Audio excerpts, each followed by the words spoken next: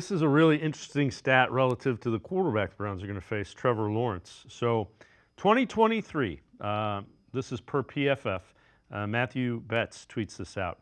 From a clean pocket, 71% completion rate, 7.3 yards per pass attempted for Lawrence.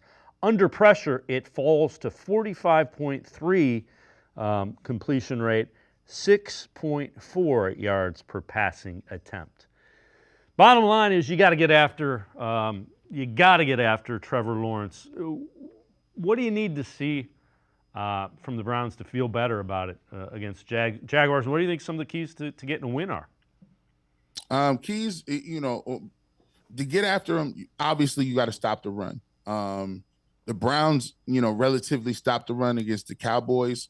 However, yardage wise, but what the Cowboys did with Zeke was they said, listen, we're going to come out here and we're going to make it be known that we will run the football. And if we get 3-4 yards here or there, we're willing to let you know that. So now when you have to commit to stopping that, other things are now open. Then they go to the screen game. Then they change the way that they're dealing with Myles Garrett up front. Maybe they double team. Maybe they slide. Maybe they're doing a bunch of different things.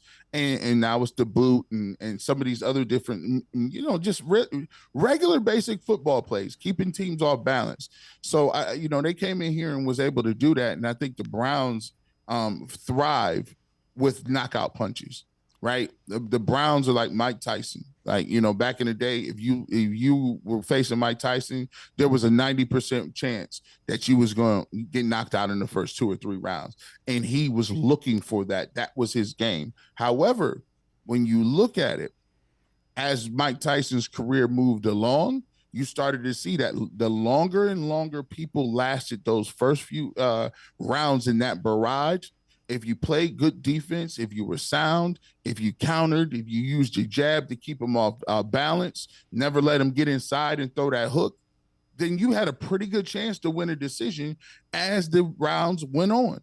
It's the same thing with the Browns. They want you to be in a situation where they're predictable, and now they got the advantages on that corner, and now they got the advantages on defensive end. But if you methodically work the ball, don't turn the football over, take what they give you, as those drives continue to go and go and go, you always notice, I've noticed that, and when the Browns get driven on over 10 plays, 12 plays, the length of the field, 9 times out of 10, it seems like they're getting touchdowns.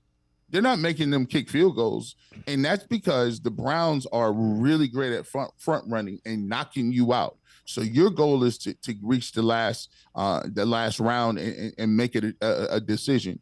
For the Browns, I think one of the keys they have to do is stop the run so they can get into those positions where they can utilize their strengths at corner and defensive line. And then and on the opposite side of the football on offense, we need to run the ball. They need to have an established run game to keep these defensive ends honest, make sure that they have to go about getting off blocks and wearing those guys down too.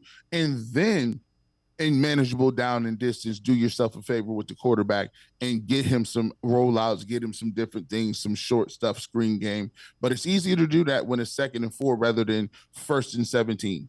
I'm with you. Stay out of the long things. Stay out of long down and distance. Stay ahead of the chains. Don't turn the ball over. Those are 2 things that will kill a really good defense.